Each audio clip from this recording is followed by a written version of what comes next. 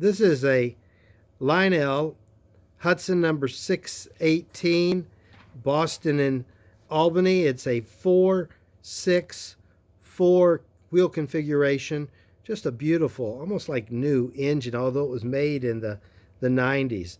But watch it pull this nice freight load around.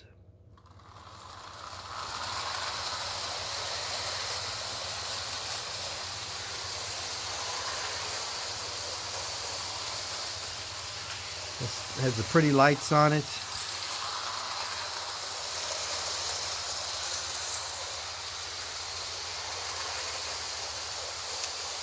And it'll go in reverse too.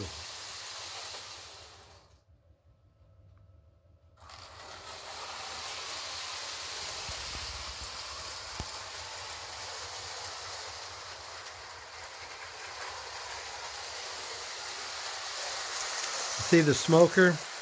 That is the Lionel Boston and Hudson. Very pretty 4-6-4 locomotive.